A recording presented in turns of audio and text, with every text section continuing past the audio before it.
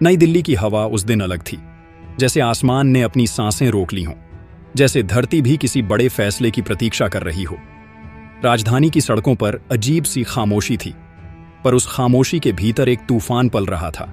ऐसा तूफान जो दक्षिण एशिया की राजनीति की दशा और दिशा दोनों बदलने वाला था। साउथ ब्लॉक की ऊंची इमारत में उस सुबह हलचल थी।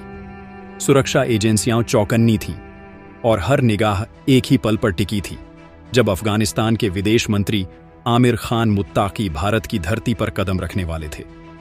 20 सालों में पहली बार तालिबान का कोई वरिष्ठ अधिकारी भारत आ रहा था। यह केवल एक राजनयिक द्वारा नहीं था, यह इतिहास के पन्नों पर लिखा जाने वाला अध्याय था। जैसे ही मुत्ताकी का विमान दिल्ली के रनवे पर उतरा, कैमरों की फ्लैशें चमक उठी। हवा में एक अजीब सा तनाव था, जैसे हर लम्हा खुद इतिहास बनना चाहता हो। सुरक्षा घेरे के बीच जब मुत्ताकी बाहर निकले तो उनके चेहरे की गंभीरता बताती थी कि वे जानते हैं इस यात्रा का असर काबुल से लेकर बीजिंग, इस्लामाबाद और वॉशिंगटन तक महसूस किया जाएगा। भारतीय अधिकारियों ने उनका स्वागत परंपरागत अंदाज में किया, लेकिन उस स्वागत के पीछे भारत की नई सोच छिपी थी।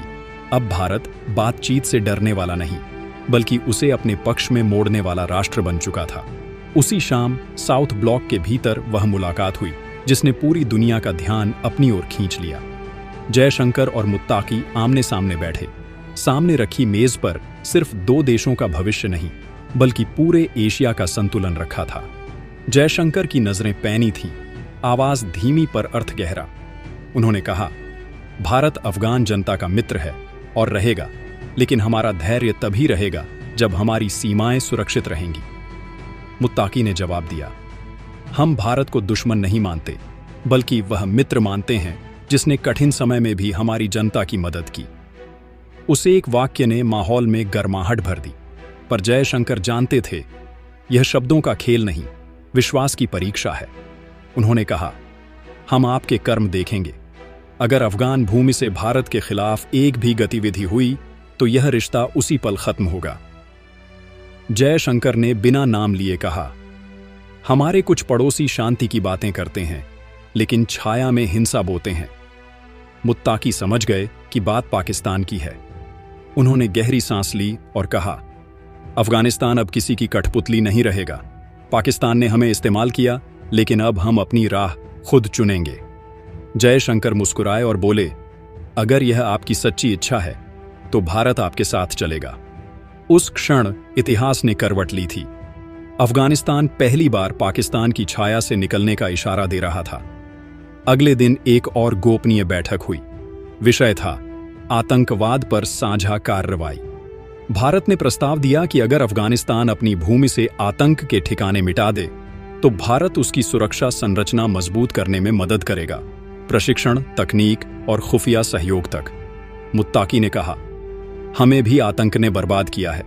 पाकिस्तान ने हमें आग में झोंक दिया, अब हम उस आग को बुझाना चाहते हैं। जयशंकर ने सिर हिलाया, अगर यह सच्चा बदलाव है तो भारत आपके साथ हर मोर्चे पर खड़ा रहेगा। कमरा खामोश था, लेकिन हर चेहरे पर यह एहसास था कि आज दक्षिण एशिया का भविष्य फिर से लिखा जा रहा है। उधर इस्लामाबाद में खलबली मच चुकी थी। पाकिस्तानी सेना के जनरल बेचैन थे, कूटनीति के गलियारों में हलचल थी।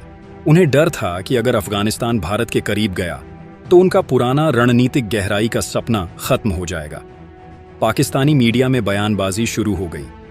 भारत तालिबान को खरीद रहा है, दिल्ली अफगान नीति में हस्तक्षेप कर रहा है। लेकिन असलियत कुछ और थी। पाकिस्तान को डर था कि अफगान जनता अब उसकी बातों से नहीं, बल्कि भारत की सच्चाई से जुड़ रही है, क्योंकि भारत ने वहां कभी बंदूकें नहीं भेजी, बल्कि स्कूल, सड़कें और अस्पताल भेजे। तीसरे दिन मुलाकात और आगे बढ़ी।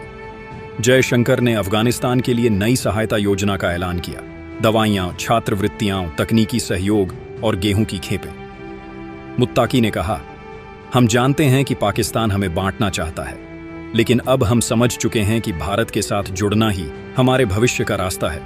जयशंकर ने जवाब दिया, अफगानिस्तान की मिट्टी और भारत का दिल साथ साथ धड़कते हैं, कोई तीसरा देश इसे तोड़ नहीं सकता। लेकिन इस पूरे घटनाक्रम के बीच चीन भी सतर्क था। बीजिंग की नजरों में यह दौरा भारत की बढ़ती कूटनीतिक ताकत का संकेत था। चीन नहीं चाहता था कि अफगानिस्तान पूरी तरह भारत के पाले में चला जाए, क्योंकि चीन अफगानिस्तान में अपने one belt one road project को आगे बढ़ाना चाहता था। पर जयशंकर जानते थे कि चीन के आर्थिक प्रलोभन के पीछे रणनीतिक मंशा छिपी है। इसलिए उन्होंने मुत्ताकी से साफ कहा, जो दोस्ती आत्मनिर्भरता सिखाए वही सच्ची होती है, जो उधार में बेड़ियां बांध दे वह गुलामी होती है। मुत्ताकी ने सहमति में सिर हिलाया। उन्होंने कहा, हमने देखा कि पाकिस्तान ने हमें इस्तेमाल किया और अब हम नहीं चाहते कि कोई और हमें अपनी रणनीति का मोहरा बनाए। अंतर्राष्ट्रीय मीडिया में यह मुलाकात सुर्खियों में थी।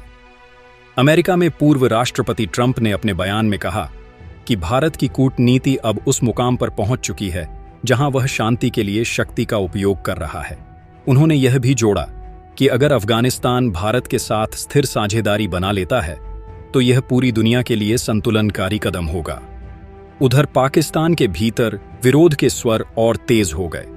संसद में हंगामा हुआ, सेना ने आपात बैठक बुलाई, लेकिन अब देर हो चुकी थी। काबुल ने भारत की ओर झुकाव दिखा दिया था। वहां के बाजारों में भारतीय सहायता के ट्रक दिखाई देने लगे और मस्जिदों में भारत के लिए दुआएं मांगी जाने लगी।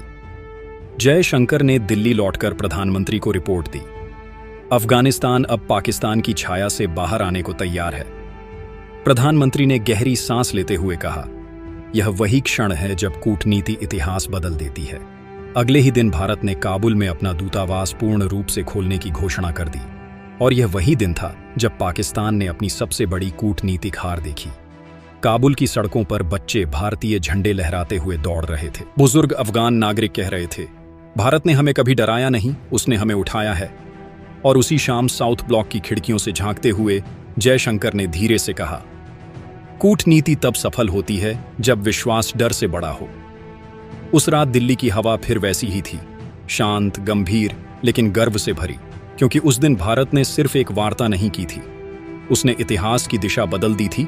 लेकिन दिल्ली की उस ऐतिहासिक रात के बाद पूरी दुनिया में हलचल मच गई थी। अफगानिस्तान की ओर से भारत को खुले तौर पर सच्चा सहयोगी कहे जाने ने बीजिंग और इस्लामाबाद दोनों की नींद उड़ा दी थी। पाकिस्तान की संसद में बवाल मचा हुआ था। टीवी चैनलों पर एंकर चिल्ला रहे थे, भारत ने तालिबान को अपने पाले में खींच लिया है। लेकिन इस बार डर उनकी आवाज में था, क्योंकि मुत्ताकी ने काबुल लौटते ही एक ऐसा बयान दिया जिसने पूरी तस्वीर साफ कर दी। हम अब किसी के मोहरे नहीं, अपने भाग्य के मालिक हैं। भारत हमारा साझेदार है, पाकिस्तान हमारा अतीत। इस बयान के कुछ ही घंटे बाद चीन ने मुत्ताकी को फोन किया। उन्होंने अफगानिस्तान को चेतावनी दी कि भारत के बहुत करीब जाने से आर्थिक नुकसान उठाना पड़ सकता है। मुत्ताकी ने शांत लेकिन दृढ़ आवाज में कहा, चीन से हमें निवेश चाहिए, लेकिन हमारी नीति नहीं। हमने देख लिया है कि पाकिस्तान की छाया में रहकर कैसा भविष्य मिलता है। अब अफगानिस्तान किसी की परछाई नहीं बनेगा। उनके इस जवाब ने चीन और पाकिस्तान दोनों को झटका दिया। बीजिंग ने अपनी खुफिया एजेंसियों को रिपोर्ट तैयार करने का आदेश दिया। भारत अफगान नीति में कितना प्रभाव जमा चुका है, उधर भारत ने भी अपने कदम तेज कर दिए। जयशंकर ने काबुल के लिए विशेष प्रतिनिधि भेजा, जिसने अफगान मंत्रिमंडल के साथ सुरक्षा सहयोग समझौते का खाका तैयार किया।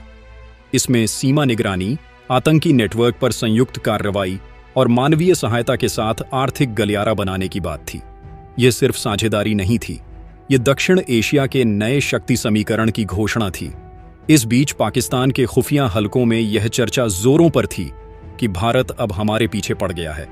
आईएसआई ने अफगान सीमा पर नई तैनाती शुरू की, लेकिन मुत्ताकी ने तत्काल जवाब दिया, अगर हमारी सीमाओं की ओर एक भी गोली चली तो हम चुप नहीं बैठेंगे। अफगानिस्तान अब किसी की प्रयोगशाला नहीं है। उनकी आवाज में वही जज्बा था जो एक स्वतंत्र राष्ट्र का होता है। भारत में यह खबर जैसे ही पहुंची, साउथ ब्लॉक में माहौल भावनाओं से भर गया। जयशंकर ने अपने सहयोगियों से कहा, देखो, विश्वास हमेशा बंदूक से बड़ा होता है। प्रधानमंत्री ने एक लाइन में कहा, जब अफगानिस्तान ने भारत पर भरोसा जताया है तो हमें उसे निराश नहीं करना चाहिए। उसी रात भारत ने अफगानिस्तान को 200 ट्रकों की खाद्य सहायता और दवाइयों की नई खेप भेजी। काबुल में जब वो ट्रक पहुंचे तो सड़कों पर बच्चे भारतीय झंडे लहराते हुए नारे लगा रहे थे, भारत हमारा सच्चा साथी है, पाकिस्तान अब हमारा दुश्मन नहीं, पर उसका सच सबके सामने है। बीजिंग और इस्लामाबाद दोनों खामोश थे, लेकिन उस खामोशी में डर की आवाज छिपी थी, क्योंकि अब एशिया का केंद्र बदल रहा था। दिल्ली और काबुल मिलकर वह ताकत बन रहे थे जिसके सामने झुकना बाकी सबके लिए अनिवार्य था।